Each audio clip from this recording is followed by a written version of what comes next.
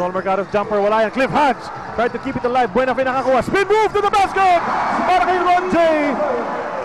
And the pickup in the off-season is proving that it was a wise decision to get this guy. Oh yes, nakaka 17 points na si Ron J. Buenafe. Here's a foul given up by Mac Macardona. By the way, si Mac Macardona, even with 6 turnovers, nakaka 7 points na rin siya, no? He has not missed from the free throw line. He's got 2 rebounds and 2 assists. So, I think we can safely remove yung bagsak tag of Mac Macardona.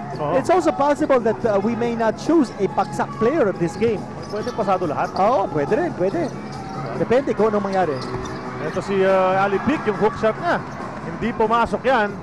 Rare miss inside the paint for the Man Mountain. 104 all ang ating score.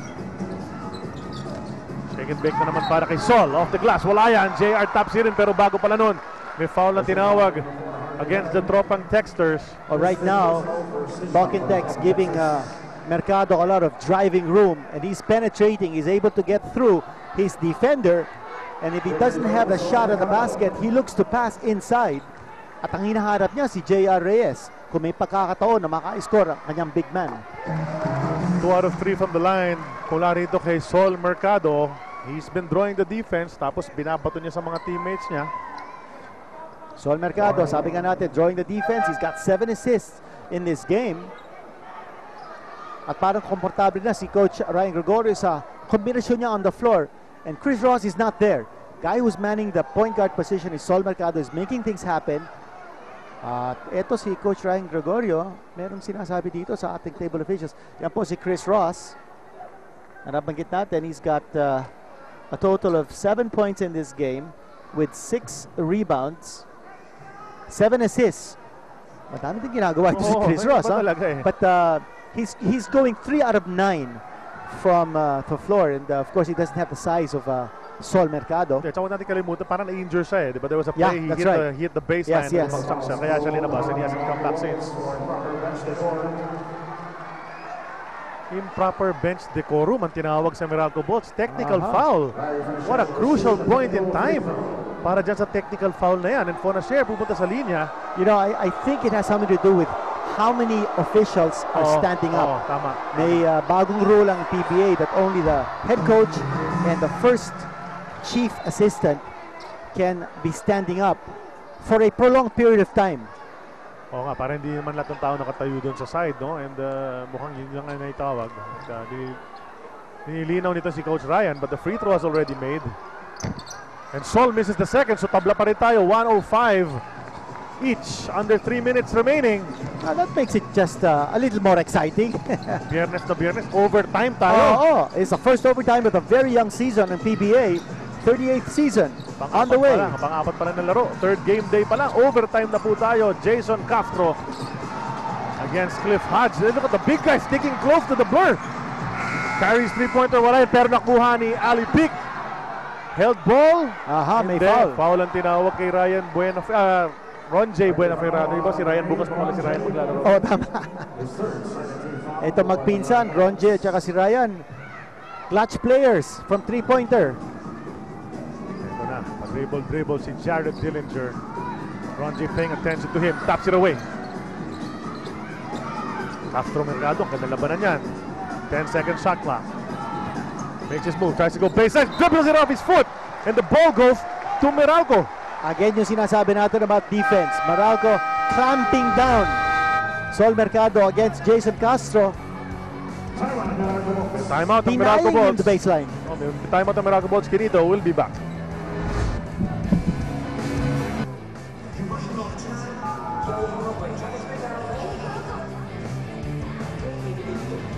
Si Ron J. Buenafe, he's been playing splendidly here in the overtime period, and yung fourth quarter, siya rin, isa sa mga tumulong na makabalik ang kanyang koponan. 3-pointers, spin moves, yung buong offensive arsenal niya, pinakikita niya rito here in the second half, Quinito, leading the comeback of the Meralco Bolts. Siya yung bumabawi sa pagkawala ni Mac Macardona in terms of offense. Cardona with 7 points in this game, but si Buenafe 17-10 starting the fourth period and now into the overtime. Yan po ang so far na pinapakita ni Ron J. Buenafe. Nakaka 5 3-pointers na ang Meralco. 3 of them coming from that man, Ron J. Ang Meralco Bulls. Chance lumamang na naman. Their biggest lead's only been 1 point. 102-101 just a while ago.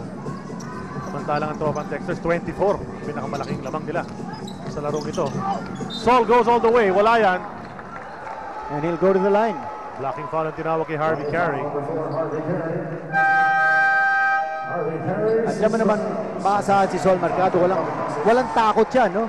Maski na sino ang iharap mo, if he wants to go strong to the basket, he's got the capability to do that. Dalawa na nag-foul out sa talk and text.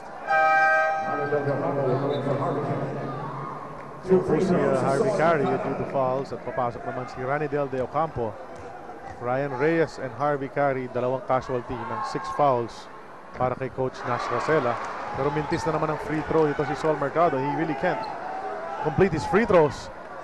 If he hits this one, he'll give his team a 1-point lead approaching the last 2 minutes of this overtime. Ayoko na sabihin of the game. 12 missed free throws for Meralco as against only 6 for talk and text. Malaking bagay yan, ha? 1-point lead para sa Meralco Bulls. Jared Dillinger. Ganda ng laro nitong mamang ito in this ball game. They kick it out to Castro. Jumper from the side. Oh, yes. Tres yan para kay Jason Castro. What a clutch jumper. 14 points, but the pass coming from Jared Dillinger. Yan ang mahalaga doon, no? Si Dillinger. Hodge gets knocked down. Ito si Ali Pick. Ano si Ali Pick? Nakatayo lang, pero bumabagsak yung mga tao sa tabi niya. Ganyan kalakas talaga yung mamang yan. And it's like you even feel it. And Hodge is a big guy, pero iba talaga to si Ali Pick. Si Pick na nga ang nabangga ni Hodge. Si Hodge pa yung tumalsik. You watch it right here. Boom. Oh. Tapos si Hodge pa yung bumagsak. You know, for Ali Pick, that may be a slight nudge. But for Hodge, that's not gonna be a slight nudge. Kaya nga, iba talaga eh. Oo. Iba talaga to si Ali Pick. You know, the strength that this guy has, you know, being an undersized frontline player. May na-warningan. Na-warningan si Aboy Castro, yung manager ng Tropang Texters. Pero bintis pa rin sa free throw. Cliff Hodge, you know, free throws might just do Meralco in this game. Exactly. Now they've missed 13 free throws as against only 6 for talk and text. Ito rin free throw. Another missed free throw. Masakit yun. Chance to tie sana yun, pero walang nakuha doon sa trip na yun. A minute and a half remaining in this ball game, or at least in this overtime period. Jared Dillinger. Here's Larry Fonachet. Fonachet tardo na labanan. May pick si Ali Pick. They go to Ranidel. Ranidel out to Larry. Larry to Jared. Jared takes a 3. Oh, yes. Back-to-back threes for the Tropang Texters. Stone cold shooting here. The last 2 plays para sa kanila. The lead is 5. A minute and 11 remaining here in the first overtime. Well, that's again, the overtime lang. Ayoko magbilang ng overtime.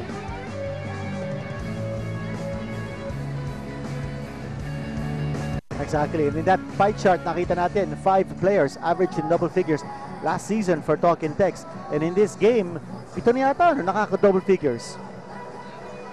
That's right, 7 players have scored in double figures in this game. And 2 more have scored at least 8. So, very balanced scoring, in fact. Nangunguna dyan, 21 points yata ito si Jared Dillinger, di ba? Yeah, nakaka-18 points. 18 points. Si Jared Dillinger, sandali. I think they changed the 3-point shot earlier of Jared Dillinger to a 2-pointer.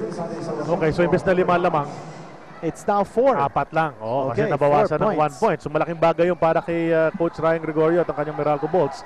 Minute and 11 remaining. They need a basket on display para makalapit. But still a 2-possession game. Si Harvey Carey gusto pumasok sa laro.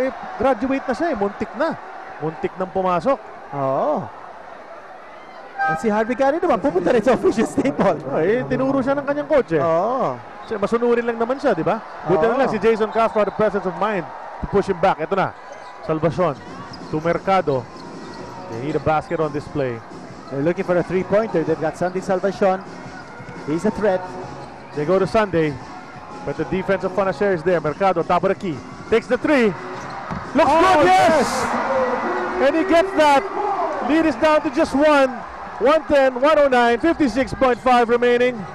And they're not going to foul. They're going to play tough defense. Their defense has been tough anyway, starting the fourth period. Marami pang oras ito. The lead is just one.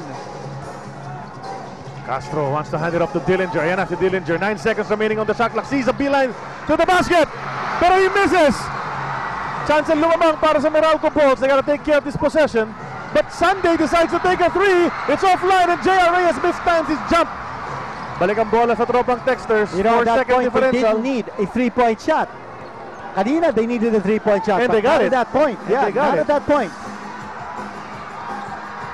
So, Looks like they're gonna, yeah, they'll have to give up the foul. nagdesisyon si Sunday Salvacion. Gusto niyang tapusin yung laro. Pero he misfired. So pupunta sa linya ngayon ang tropang Texters to try to stretch this lead to 2 or 3. Ito, mabigat yun. Yung tinira ni Solomon Mercado. Sandali. Ang talking text naman, mabibigyan ng technical foul for bench decorum. Kasi nakatayo lahat ng tao. Oo. At yun yung bagong rule nga. So Ron J. Bonifay is going to take the free throw. Crucial free throw. Meralco has missed 14 free throws in this game. They make one, they tie it. Kasi Ron J. Buenafe. And He they hits tied it. it. He The hits game it, is tied. Pero ang bola nasa tropang Texters. Yeah. Jason Castro nasa linya para sa dalawang free throw. But even if he makes it, it's just a 2-point lead for the tropang Texters. And again, they don't need a three-point shot. Even if he makes these two free throws, not unless it's wide open and they look to win it instead of extend it. We could be looking at a second overtime right here. Sandali, may timeout. Tumawag nga ng timeout at the players are running back sa kanilang mga coaches to get instructions. 14.5 remaining.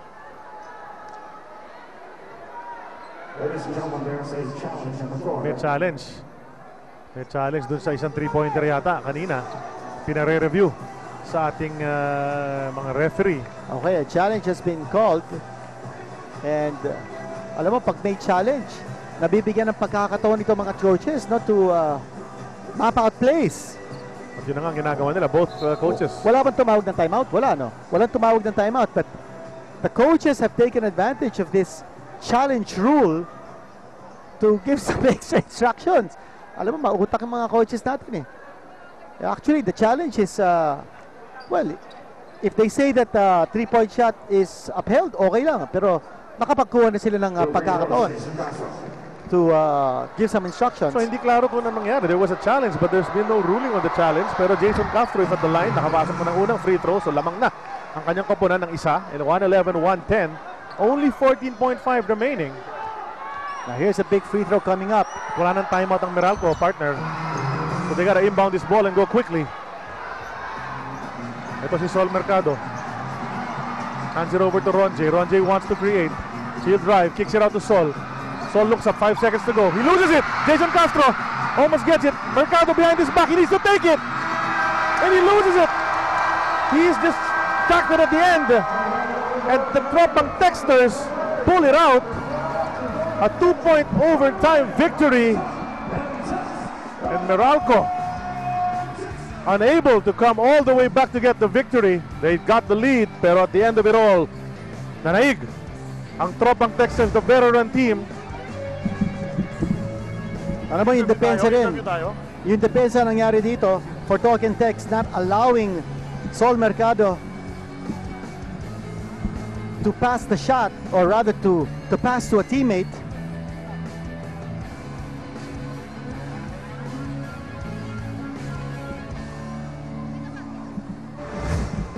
And the game ends. A 2-point victory para sa Tropang Texters. 112-110. What a splendid performance para sa Tropang Texters. A great comeback mula sa Meralco Bulls after being down by 12.